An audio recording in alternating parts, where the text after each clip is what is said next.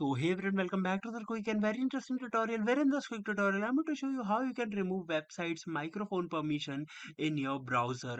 Now in order to do it, let's just simply open any of the browser you have, and in the browser just simply go to your browser settings. You can find it in the top right corner. When you click over the three dots, just simply go to the settings.